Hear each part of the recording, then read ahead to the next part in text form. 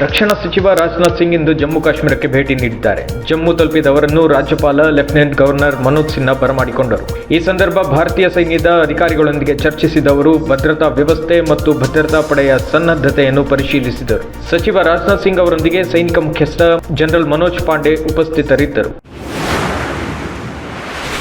ವಿಕಸಿತ ಭಾರತ ಸಂಕಲ್ಪ ಯಾತ್ರೆಯು ದೇಶದ ವಿವಿಧ ರಾಜ್ಯಗಳಲ್ಲಿ ಮುನ್ನಡೆಯುತ್ತಿದ್ದು, ಜನಸಾಮಾನ್ಯರಿಗೆ ಕೇಂದ್ರದ ಜನಪರ ಯೋಜನೆಗಳನ್ನು ಪರಿಚಯಿಸುವ ಕಾರ್ಯ ನಡೆಯುತ್ತಿದೆ.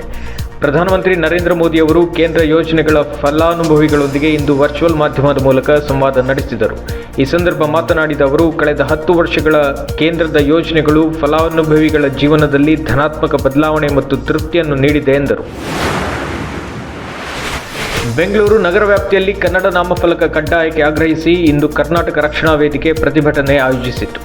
ನಗರದಲ್ಲಿ ಕಾರ್ಯನಿರ್ವಹಿಸುವ ದೊಡ್ಡ ಮಾಲ್ಗಳು, ಬಹುರಾಷ್ಟ್ರೀಯ ಕಂಪನಿಗಳ ಜಾಹೀರಾತುಗಳಲ್ಲಿ 60% ಕನ್ನಡವನ್ನು ಬಳಸಬೇಕು ಎಂಬ ನಿಯಮವನ್ನು ಕಡ್ಡಾಯಗೊಳಿಸಬೇಕು ಎಂದು ಬೇಡಿಕೆ ಮುಂದಿಡಲಾಯಿತು. ಕಾರ್ಯಕರ್ತರು ನಡೆಸುತ್ತಿದ್ದ ಪ್ರತಿಭಟನೆ ಹಿಂಸಾಚಾರಕ್ಕೆ ತಿರುಗಿದ ಸಂದರ್ಭ ಕರ್ನಾಟಕ ರಕ್ಷಣಾ ವೇದಿಕೆ ಅಧ್ಯಕ್ಷ ನಾರಾಯಣಗೌಡ ಸೇರಿದಂತೆ ಹಲವು ಕಾರ್ಯಕರ್ತರನ್ನು ಪೊಲೀಸರು ಬಂಧಿಸಿದರು.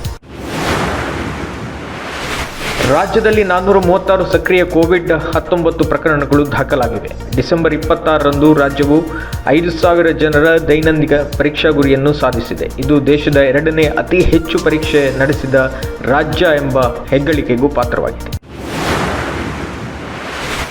ಭಾರತ ಮತ್ತು ದಕ್ಷಿಣ ಆಫ್ರಿಕಾ ತಂಡಗಳ ಮಧ್ಯೆ ನಡೆಯುತ್ತಿರುವ ಪ್ರಥಮ ಟೆಸ್ಟ್ ಪಂದ್ಯದಲ್ಲಿ ಭಾರತವು ಮೊದಲ ಇನ್ನಿಂಗ್ಸ್ನಲ್ಲಿ ತನ್ನೆಲ್ಲ ವಿಕೆಟ್ಗಳನ್ನು ಕಳೆದುಕೊಂಡು 245 ರನ್ ಗಳಿಸಿದೆ.